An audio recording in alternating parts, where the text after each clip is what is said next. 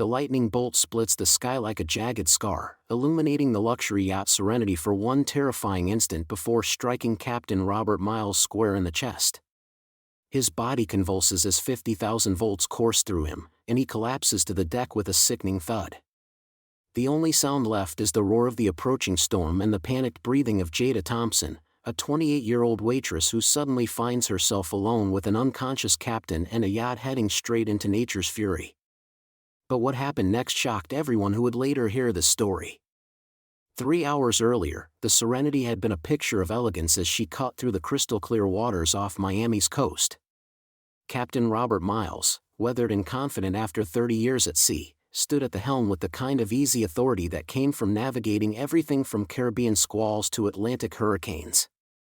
His guest list today was small, just a wealthy businessman's private dining event requiring minimal crew. Jada Thompson moved gracefully across the main deck, serving champagne to guests who barely acknowledged her presence. With her crisp white uniform and professional smile, she appeared to be just another service worker invisible to the wealthy elite. Little did anyone know that beneath her composed exterior burned a passion for the sea that ran deeper than anyone could imagine. Storms building faster than expected, Captain Miles muttered to himself, studying the darkening horizon through his binoculars.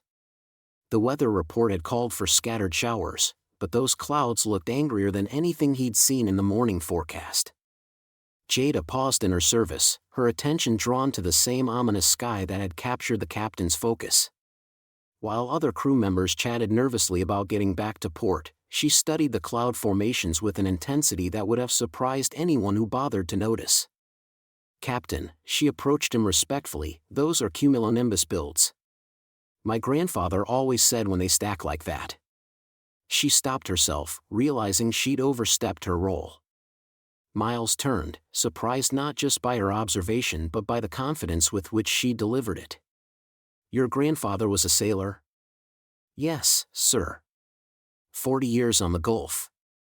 He taught me to read weather patterns when I was 7.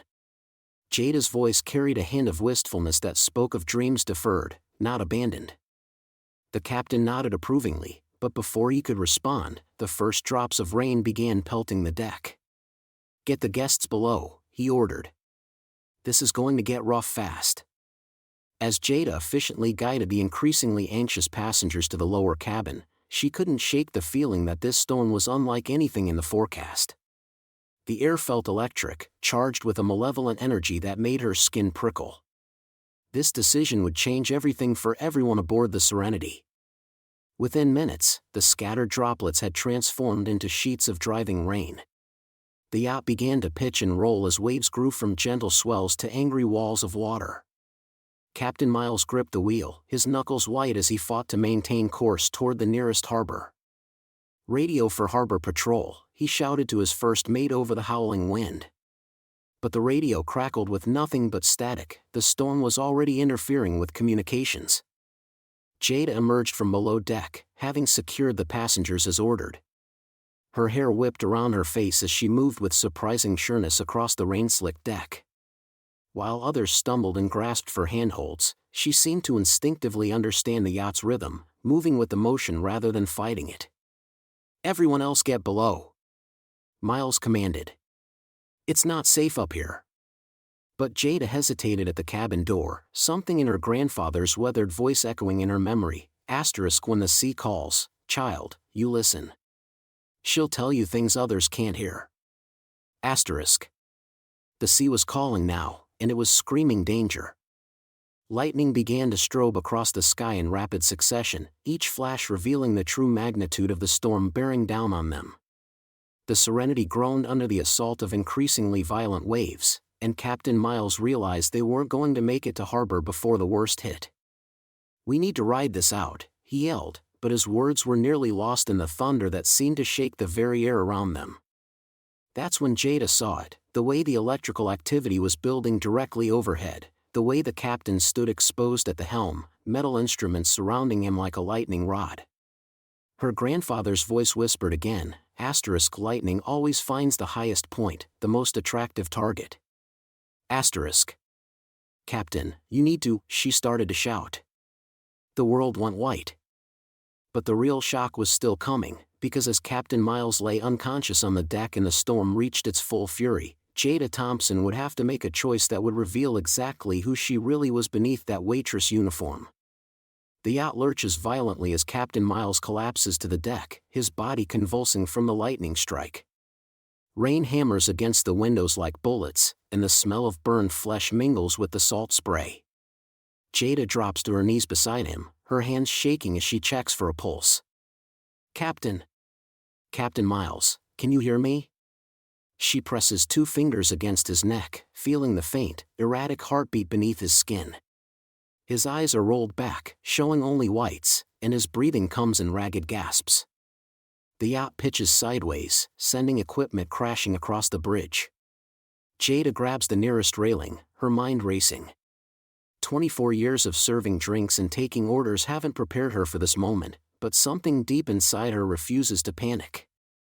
Okay, Jada, think, she whispers to herself, securing the captain's unconscious form against the navigation console. What would Grandpa do?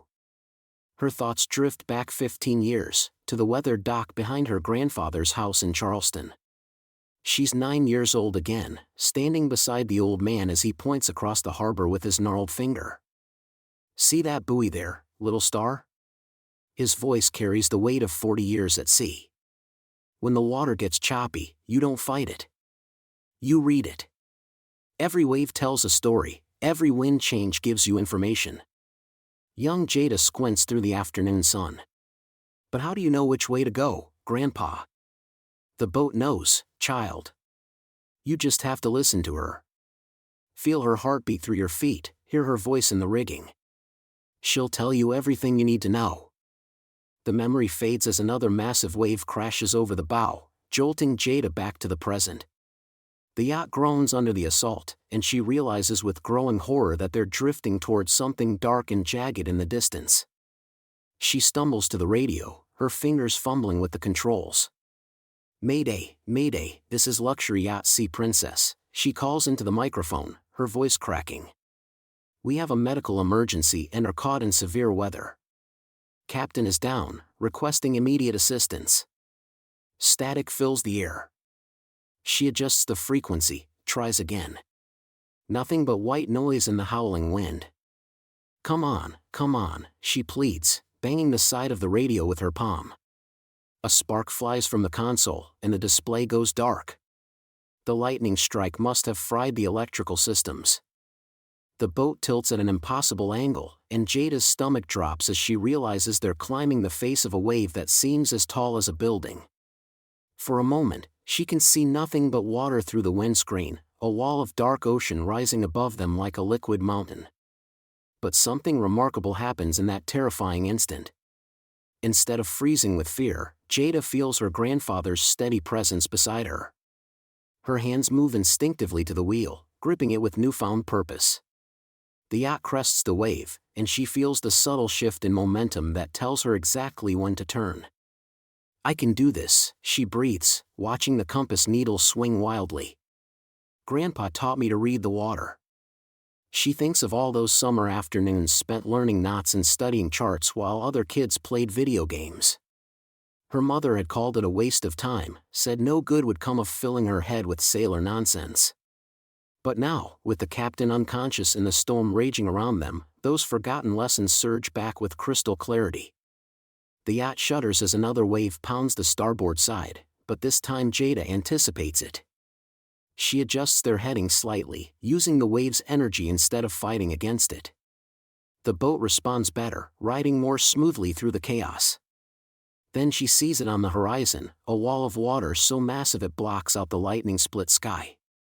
This isn't just another wave, it's a rogue, the kind that can snap a yacht in half like a matchstick. And it's heading straight for them with the unstoppable force of nature's fury. The massive wave crashes over the deck with devastating force, sending torrents of seawater cascading through the yacht's interior. Jada grips the doorframe as the vessel lurches violently to starboard, her heart hammering against her ribs. The emergency lighting flickers ominously, casting eerie shadows across the waterlogged cabin where Captain Miles lies unconscious. Okay, Jada, you've got this, she whispers to herself, wiping salt spray from her eyes. The yacht groans under the storm's relentless assault, but she forces herself to think clearly. Her grandfather's voice echoes in her memory: when the sea gets angry, you don't fight it head-on. You work with it, find the rhythm. She dives into action, grabbing emergency equipment from the storage compartments. Life jackets, waterproof flashlights, emergency flares, everything scattered across the tilting floor as another wave rocks the vessel. Her hands work methodically, muscle memory from countless hours helping at the Miami marina kicking in. Help! Is anyone else on board? She calls out, her voice barely audible over the howling wind. A muffled response comes from the forward cabin. Jada makes her way through the chaos, finding a man in his 30s clutching an overturned chair, his face pale with terror. Thank God, he gasps. I'm Tim Carter. I was in the guest quarters when this nightmare started. Where's the captain? He's hurt bad, Jada shouts back. Lightning struck him when the storm hit. We're on our own. Tim's eyes widen with disbelief. You? You're just the... He catches himself, but the damage is done. I mean, do you even know how to sail this thing? The question stings, but Jada doesn't have time for wounded pride. Another massive swell lifts the yacht, and she can feel the vessel losing its battle against the storm's fury. Right now, I'm all we've got, she fires back. So you can either help me or keep questioning my qualifications while we sink. Tim looks at her determined expression, then at the unconscious captain. The reality hits him like a slap: their survival depends on this young woman who serves drinks for a living. What do you need me to do? He asks, his voice steady despite his obvious fear. Help me get to the bridge. We need to adjust our heading and try to ride with these swells instead of fighting them. Jada's confidence surprises even herself. And check on the captain, make sure he's breathing and secure him so he doesn't get thrown around.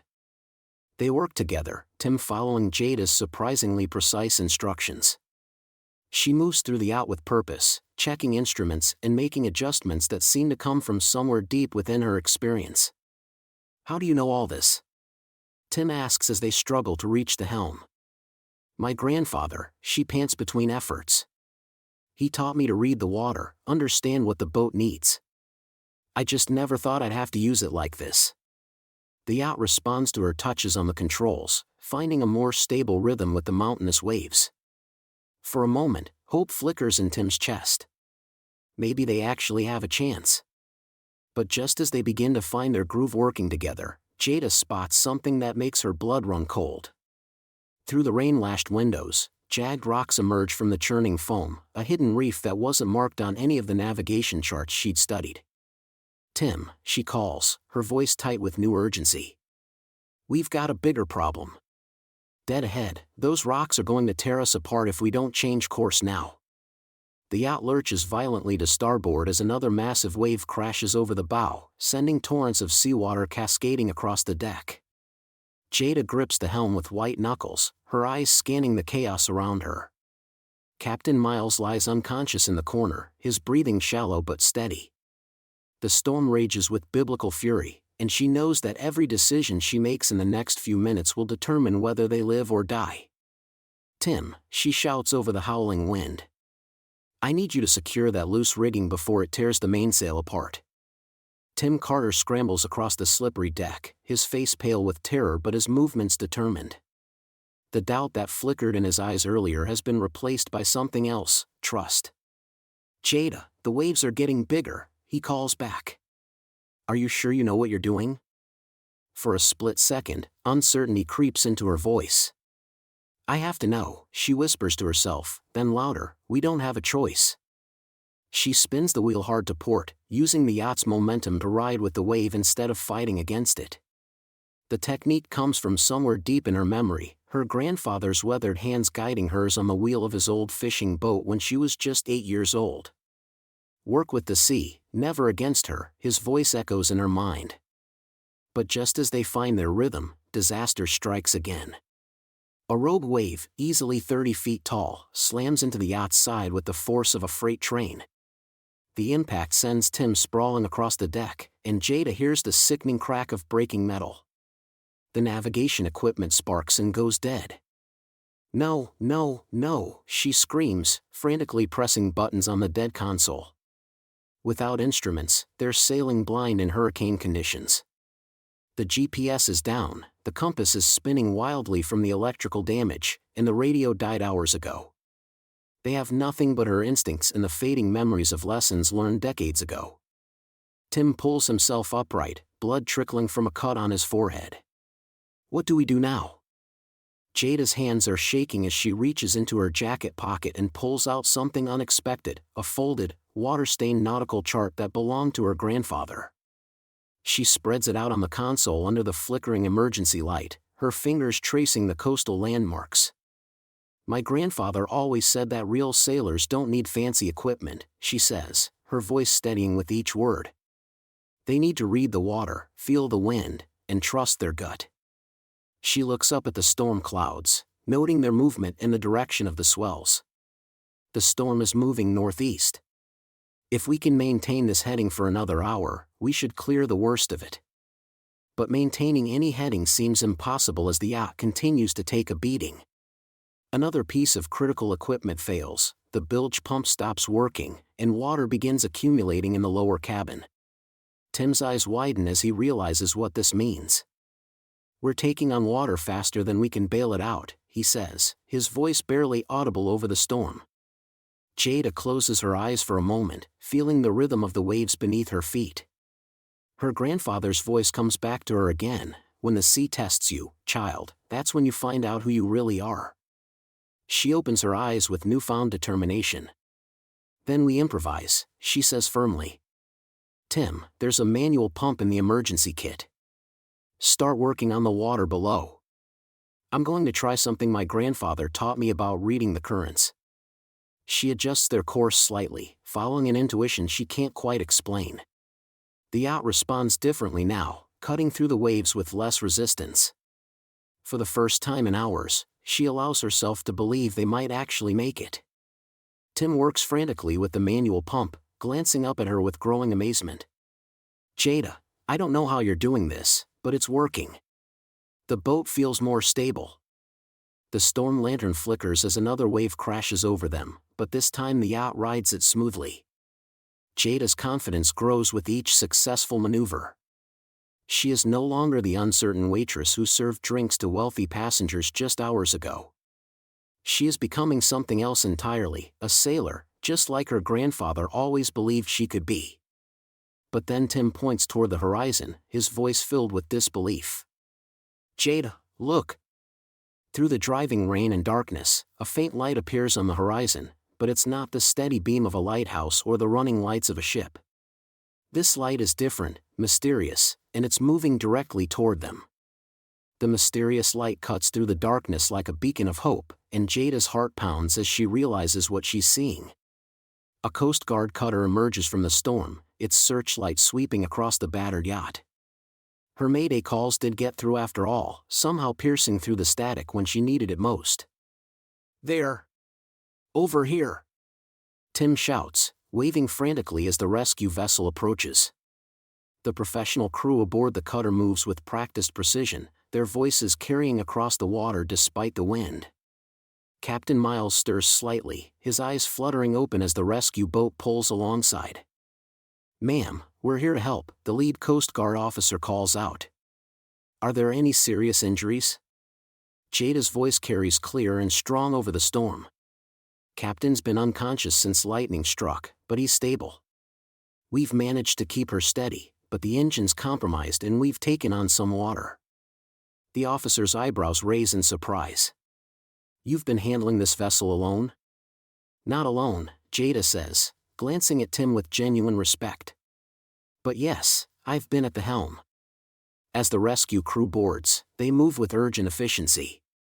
The paramedics attend to Captain Miles while the marine engineers assess the yacht's damage. What strikes everyone is the yacht's remarkable condition considering the brutal storm they've weathered. I've seen experienced captains lose vessels in storms half this severe, the Coast Guard captain murmurs to his colleague, studying the navigation charts Jada had been using. Look at this route she plotted.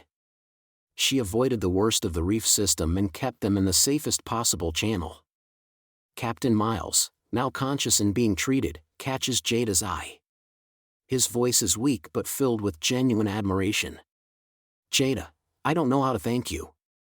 You saved not just my life, but my life's work." He gestures to the yacht around them. "This boat has been in my family for 30 years. The emotion in his voice brings tears to Jada's eyes, but they're tears of pride, not sorrow. "Captain, you always said the sea teaches us who we really are. I guess I just had to listen." As they're safely escorted back to shore, the first rays of dawn break through the dissipating clouds. The storm that seemed so threatening just hours ago now seems like a distant memory, replaced by the golden warmth of sunrise painting the calm waters. Back at the marina, word of their survival has spread. Fellow crew members, other yacht workers, and even some of the wealthy passengers Jada used to serve quietly gather to witness their return. But something has fundamentally changed in how they look at her. "Jada," Captain Miles says as they dock, his voice stronger now. "I want you to know, there's a position open for first mate on my crew.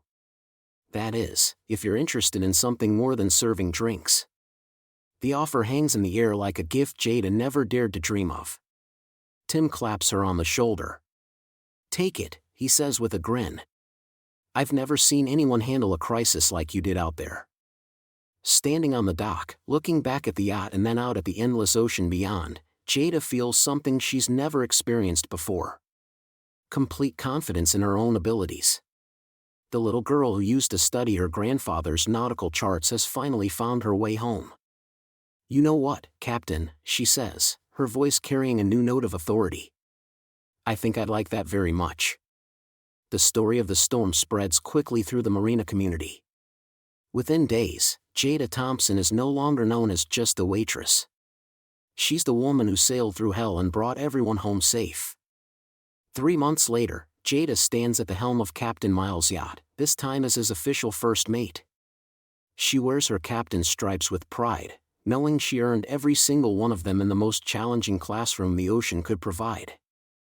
Sometimes the most extraordinary transformations happen not in calm waters, but in the heart of the storm.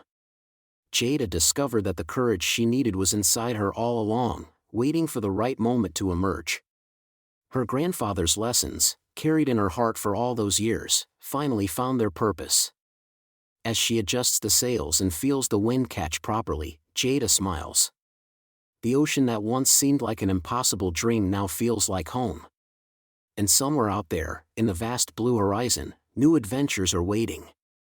What dreams are you carrying that just need the right storm to set them free?